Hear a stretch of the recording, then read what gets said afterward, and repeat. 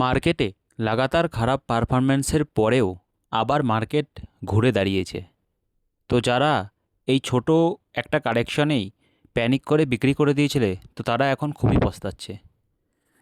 তো আমি বিগত 1 বছর ধরে মিউচুয়াল ফান্ডের মাধ্যমে ইনভেস্টমেন্ট করছি। তো সেটাই আজকে তোমাদের সঙ্গে পুরো রিয়েল ভিডিওটা শেয়ার করব। তো নমস্কার বন্ধুরা, আমি শান্তনু আর আপনারা দেখছেন ইনভেস্টমেন্ট শান্তনু। যারা অলরেডি ইনভেস্টমেন্ট আছেন মিউচুয়াল ফান্ডে কিংবা শেয়ার মার্কেটে, কিংবা যারা নতুন শুরু করতে চাইছেন, তাদের জন্য ভিডিওটা খুবই উপযোগী হতে চলেছে।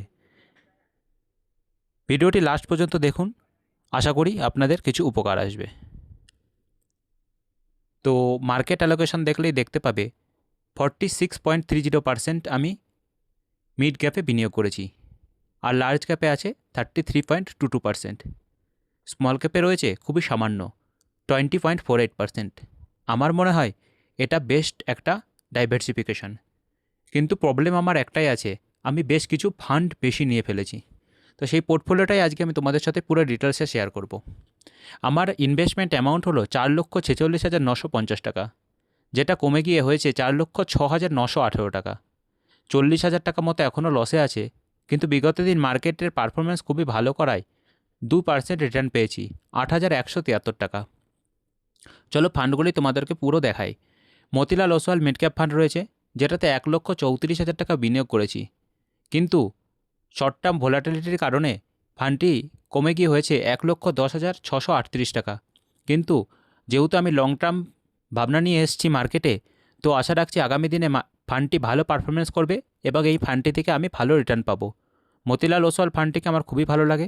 কার কার পোর্টফোলিওতে Motilal Oswal mid cap fund রয়েছে অবশ্যই কমেন্ট করে জানাবে।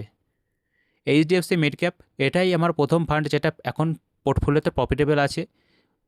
79,996 টাকা বিনিয়োগ করেছি, যেটার এখন ভ্যালু 80,061 টাকা।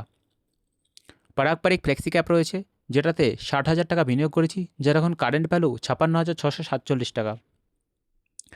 পরবর্তী ফান্ড হলো মতিলাল ওসওয়াল লার্জ আর মিড ক্যাপ ফান্ড, যেটাতে আমি 52,000 টাকা বিনিয়োগ করেছি, যার এখন কারেন্ট ভ্যালু 48,434 টাকা। নিপন ইন্ডিয়া স্মল ক্যাপ রয়েছে, যেটাতে 42,000 টাকা বিনিয়োগ করেছি এবং যার এখন কারেন্ট ভ্যালু 38,924 টাকা।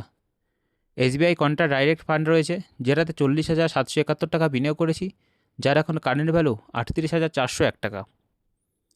HDFC retirement savings equity fund আছে, যেটাতে 10,000 টাকা লামসাম অ্যামাউন্ট বিনিয়োগ করেছিলাম, যার এখন কারেন্ট ভ্যালু 9,542 টাকা।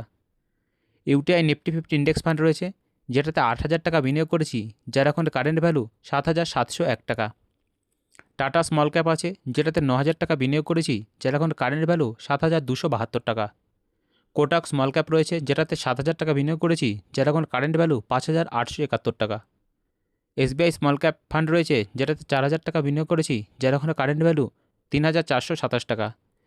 এবার তোমরা হয়তো পোর্টফোলিওটা যারা শেষ পর্যন্ত দেখেছো, তারা হয়তো ভাববে কি পোর্টফোলিওতে অনেক বেশি ফান্ড রয়েছে।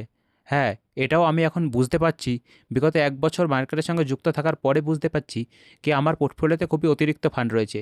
কিন্তু সেই ফান্ডগুলিতে এখন কারেকশন থাকার জন্যে বা লসে রান করার জন্য আমি ফান্ডগুলিকে এখনই সুইচ করছি না, কিংবা টাকা উইথড্রল করে অন্য ফান্ডে বিনিয়োগ করছি না।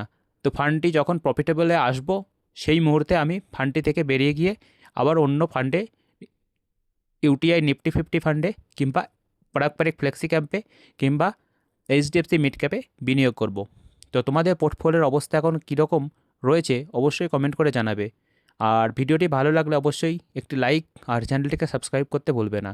দেখা হচ্ছে পরের ভিডিওতে। ভালো থাকবেন, সুস্থ থাকবেন।